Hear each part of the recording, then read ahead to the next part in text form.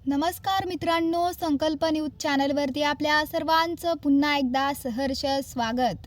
आताच्या क्षणाची सर्वात मोठी बातमी समोर येत आहे।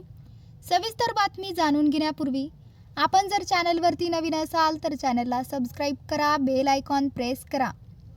विधानसभेच्या निवडणुका लागल्या आहेत। असं वाटतंय दिवाळीनंतर निवडणुका होतील। निवडणुका कधी होतील, काय होतील याची कल्पना नाही, पण अंदाज आहे। म्हणून मी त्या विधानसभा निवडणुकीच्या दृष्टिकोनातून उमेदवार चाचणपाणी दौरे सुरू केले। मराठवाड्याचा दौरा केला, विदर्भाचा दौरा सुरू आहे, उत्तर महाराष्ट्र, कोकण, पश्चिम महाराष्ट्राचा सुद्धा दौरा होईल असं मनसे अध्यक्ष राज ठाकरे म्हणाले। राज ठाकरे सध्या विदर्भ दौऱ्यावर आहेत। तिथे ते यवतमाळ वाणी येथे बोलत होते। यावेळच्या विधानसभा निवडणुकीला मनसे 200 ते 225 जागांवर उमेदवार उभे करणार आहे असं राज ठाकरे म्हणाले। एकूणच महाराष्ट्रातील राजकीय वातावरण गढूळ झालं आहे, चिखल झाला आहे। आतापर्यंत असं वातावरण महाराष्ट्रात कधी पाहिलं नव्हतं। तुम्ही निवडणुकीत या लोकांना मतदान करायचं, नंतर हे लोक विकली जातात। सध्या कोण कुठल्या पक्षात आहे ते समजतच नाही।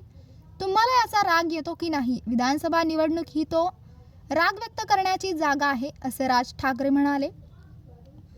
बदलापूरमध्ये मुलींवर शारीरिक अत्याचार झाला, बलात्काराचा प्रयत्न झाला।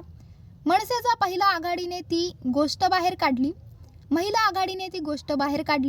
तोपर्यंत ती गोष्ट दाबून ठेवली होती। लहान मुलींवर बलात्कार सुरू आहेत।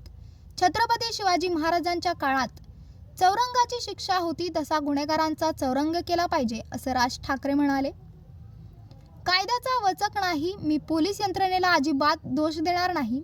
त्यांच्यावरचा सरकारी दाब, त्यामुळे त्यांना तसं वागावं लागतं। पोलिसांनी काही गोष्टी करायला घेतल्या की त्याचं निलंबन करणार, चौकशी लावणार। मी हे गांभीर्यपूर्वक सांगतोय। एकदा हा महाराष्ट्र राज ठाकरेच्या हातात देऊन बघा, कायद्याची भीती काय असते ते दाखवून देईन।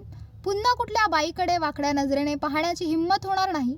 फक्त 48 तास दिले तर मुंबई पोलीस साफ करून ठेवतील असा विश्वास राज ठाकरे यांनी व्यक्त केला। यवतमाळ वाणीमध्ये राज ठाकरे यांनी राजू उंबळकर यांची उमेदवारी यावेळी जाहीर केली आहे। तर मित्रांनो, आपल्याला काय वाटतंय? आपली प्रतिक्रिया आम्हाला कमेंट बॉक्सच्या माध्यमातून नक्कीच कळवा आणि चॅनलला आणखीनही सबस्क्राइब केलं नसेल तर चॅनलला सबस्क्राइब करा, बेल आयकॉन प्रेस करा, जेणेकरून असेच नवनवीन व्हिडिओ व चालू राजकीय घडामोडी सर्वप्रथम आपल्याला या चॅनलवरती बघायला मिळतील। भेटूयात पुढच्या व्हिडिओज, तोपर्यंत धन्यवाद। जय महाराष्ट्र।